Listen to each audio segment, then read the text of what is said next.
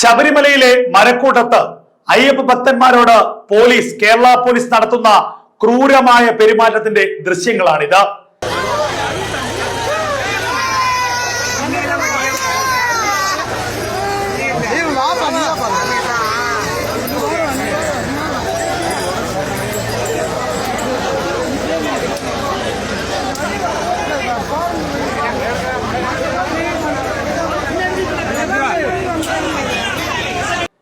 അയ്യപ്പ ഭക്തന്മാരെ മണിക്കൂറുകളോളം ക്യൂവിൽ നിന്ന് ശബരിമല ദർശനത്തിനെത്തുന്ന അയ്യപ്പ ഭക്തന്മാരെ ലാത്തി ഉപയോഗിച്ച് ആഞ്ഞടിക്കുന്നു.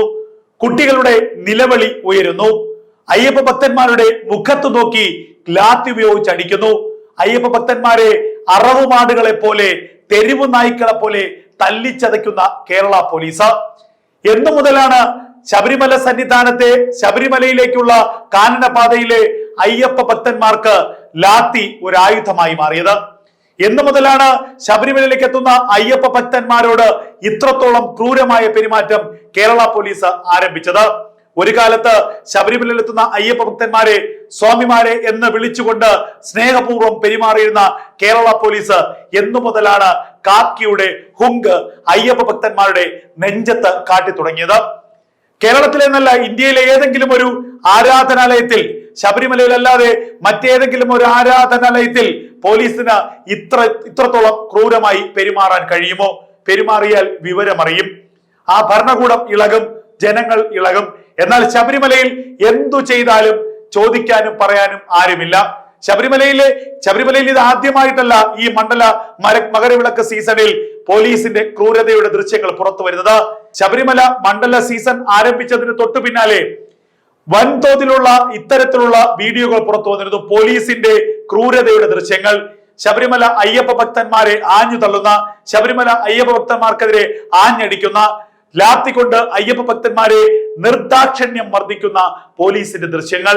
ഇതൊക്കെ തന്നെ യഥാർത്ഥ ഭക്തന്മാരുടെ ഉള്ളിൽ വേദന നിറയ്ക്കുന്നതാണ്. യഥാർത്ഥ ഭക്തന്മാരുടെ മനസ്സിനെ നീറ്റുന്നതാണ് ഈ ദൃശ്യങ്ങൾ. മാസങ്ങളോളം വ്രതമെടുത്ത് മാലയിട്ട് ശബരിമല അയ്യപ്പന്റെ ദർശനത്തിനായി എത്തുന്ന അയ്യപ്പ ഭക്തന്മാർ കിലോമീറ്ററുകളോളം നടന്ന് മണിക്കൂറുകളോളം ക്യൂ നിന്നുകൊണ്ട് അയ്യപ്പ സന്നിധിയിലെ ശബരിമല ശ്രീ അയ്യപ്പ സ്വാമിയുടെ ദർശനത്തിനായി എത്തുന്ന ആ പുണ്യ പൂങ്കാവനത്തിലേക്ക് എത്തുന്ന അയ്യപ്പ ഭക്തന്മാരെ എന്തിനാണ് നിങ്ങൾ ഇങ്ങനെ ട്രീറ്റ് ചെയ്യുന്നത്? നിങ്ങൾക്ക് അവരോട് മാന്യമായി എന്തുകൊണ്ട് പെരുമാറിക്കൂടാ?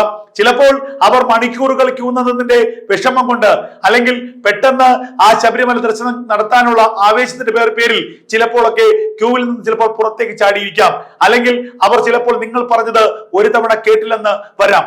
എന്നാലും അവരോട് മാന്യമായി പെരുമാറാനും അവരെ നിയന്ത്രിച്ചു കൊണ്ടുപോകാനും നിങ്ങൾക്ക് എന്താണ് കഴിയാൻ പറ്റാത്തത്?